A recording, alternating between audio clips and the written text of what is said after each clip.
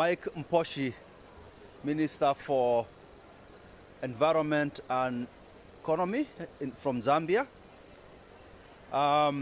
distinguished global experts, ladies and gentlemen, I am privileged to welcome you to this event on measuring the green wealth of nations, the natural capital, and economic productivity in Africa. Yesterday, under the co-chairmanship of His Excellency President Nguesso, the President of the Republic of Congo, and His Excellency President William Ruto, the heads of states and governments of African countries convened a presidential meeting on measuring the green wealth of Africa. We were indeed privileged to listen to the bold statements of their excellencies, heads of states and governments, all their respective passionately share their insights and visions on the green wealth of Africa.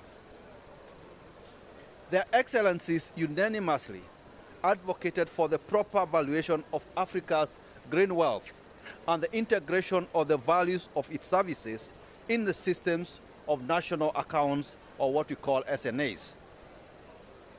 They recognize the need to build strategic partnerships and better coordination among African stakeholders for investments in valuing strategic natural assets that African countries have in abundance, including forest sinks, biodiversity conservation, soil fertility, and other ecosystem services by nature's infrastructure. Welcome, Honorable Minister from Congo. The communique adopted yesterday by the Excellencies was a clear testimony of the common position of African leaders on issues related to proper valuation of Africa's natural capital and incorporation in their GDPs. Just 1 week ago, in preparation for the World Leaders Summit here at the COP, that was yesterday's event, and today's meeting, the African Development Bank Group convened a high-level virtual ministerial meeting with all relevant ministers of economy and finance, ministers of environment and climate change, ministers of foreign affairs, as well as heads of national statistic offices. The participants also unanimously called for the agency to prioritize updating of Africa's systems of national accounts and revaluing countries' economic sizes by measuring the green wealth or at the regional and global levels. Honorable ministers, distinguished global experts, ladies and gentlemen, today we will present key findings on the report produced by the African Development Bank on measuring the green wealth of nations, natural capital, and economic productivity in Africa. This policy paper was prepared following African leaders' Nairobi Declaration on climate change and call to action on the need to value the gross domestic product of Africa and ecosystem services, including its vast forests that sequester carbon to unlock new sources of wealth in Africa. I think we can conclude that this is a demand-driven process because it's been called for by the countries themselves.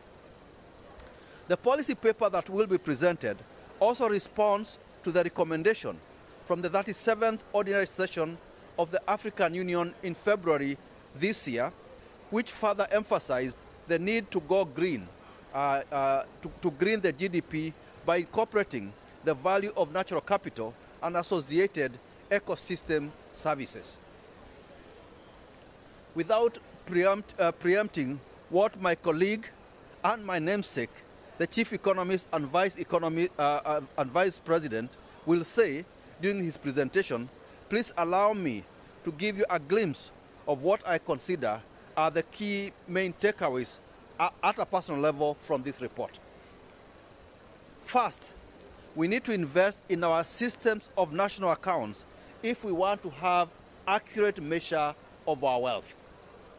We need to support our national statistics offices and build capacity of our national statistics officers. Just look at two facts. Out of 38, only 38 out of 54 African countries are currently using the 2008 system of national accounts, which is the most updated system used globally. At the same time, only 13 countries, or rather 13 countries are still working with the outdated 1993 system of national accounts. Other countries still use an even older and abandoned system based on 1968 system of national accounts. I'm sure if I did a roll count here, you'll probably find there are many people who are not born in 1968.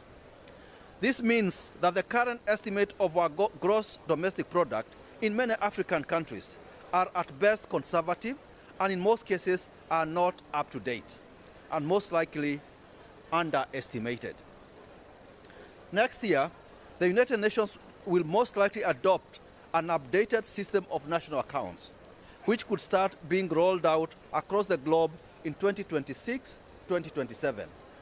This suggests that if we, African countries, do not update very quickly our system of national accounts, even at least to the 2008, we will continue misreporting on our wealth. But the reality is we cannot afford to stay behind other countries. This is not just an economic or statistic question. It is also a question of national pride and national sovereignty. You cannot live in a house and not know neither the inventory of your belongings nor their value. Because if you are robbed, how can you tell the police officers writing the robbery case what items were taken away from you or even their values? You cannot unless you keep regular inventory of your assets. The second bit, takeaway from yesterday's session, is that several African countries do not meet their 5-year periodically recommended in the 2008 system of national accounts to update GDP to reflect dynamic changes in the structure of the economies. What this does, it leads to an underestimation of the actual value of the GDP numbers, which is a sectoral misrepresentation and low international which leads to sectoral misrepresentation and low international credibility due to concerns about the overall quality and reliability of a country's statistical system. The bank did a survey in all 54 African countries on the status of implementation of system of national accounts, and the results are telling. Just rebasing the GDP to increase the GDP could increase the GDP by as high as 38.2% in Cote d'Ivoire, 36.7% in Benin, and 33.5% in Niger. Just that is the impact of this exercise. The second takeaway is that despite political commitments and ambitious initiatives by international organizations, multilateral development banks, and national governments, the implementation of national accounting has so far been piecemeal in Africa. Only 16 African countries out of 42 countries surveyed in 2023 were implementing at various stages the system of environmental economic accounting, or what you call SEEA, a system of national accounting that incorporates the contribution of natural capital and ecosystem services. Compare this to what happens elsewhere. The share of countries implementing natural capital accounting is 93% in Europe and North America, 60% in Western Asia, and 57% in Central, Eastern, Southern and Southeastern Asia. We need to talk the talk and walk the talk. It is time to turn our commitments and pledges into concrete actions. And distinguished experts, ladies and gentlemen, honorable ministers, I can reassure you that the bank is committed to support its regional member countries, okay, in their efforts to update their system of national accounts and to regularly rebase their GDP. Africa has a lot to gain from proper valuation of its green wealth and the integration of the values of its services in systems of national accounts. We need to act swiftly and make bold decisions to accelerate the measurement of Africa's green wealth. Let us work collectively to make this happen. Thank you very much.